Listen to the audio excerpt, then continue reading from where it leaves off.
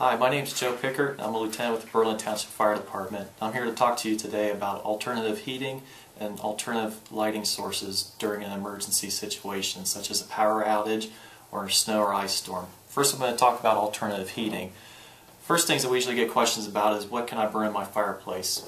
We recommend to people that they burn dry, seasoned firewood, and the way you can tell the difference is that wood will look gray in color. It also won't have any moisture, and it also won't have any green limbs on it.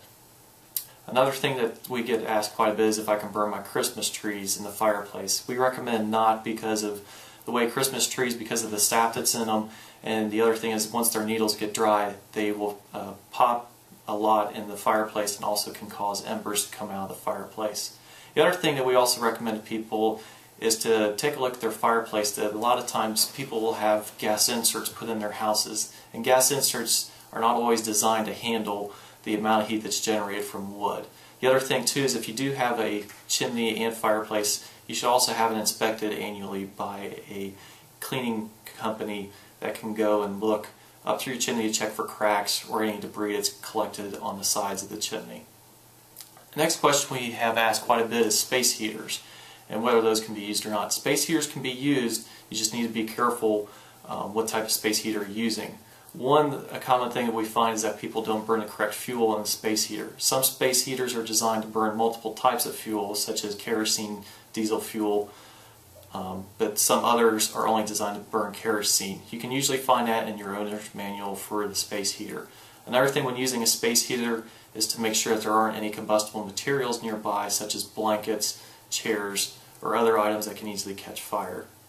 Another method that you can try and stay warm during an emergency is using blankets and also putting extra layers on, such as an extra sweatshirt, sweater.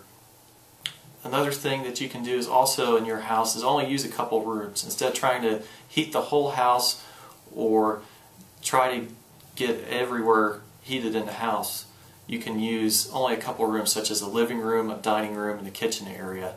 That way you're trying, and also shut the doors of those areas if possible. That way you can try and conserve as much heat in that small area. Some things that you should not do that we've come across is using your oven to heat the house. That some people have opened the door to their oven and have put a fan on that door to try and blow the heat out. That's not recommended because of two things. One, something could fall onto that oven and catch fire. The other thing is it could also become a trip hazard for somebody.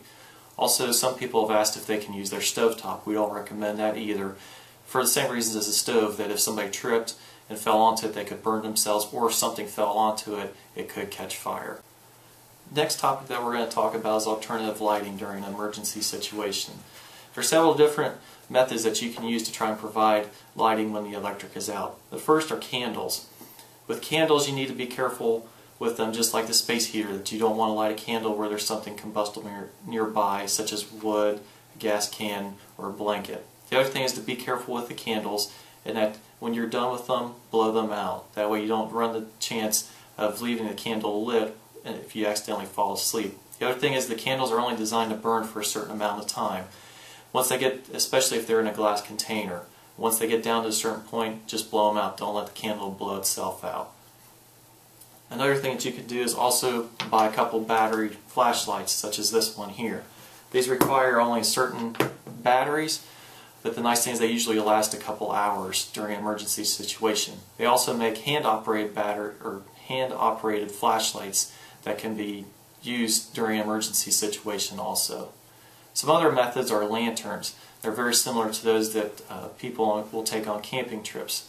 Those lanterns now can either be operated off a small propane tank or small battery pack.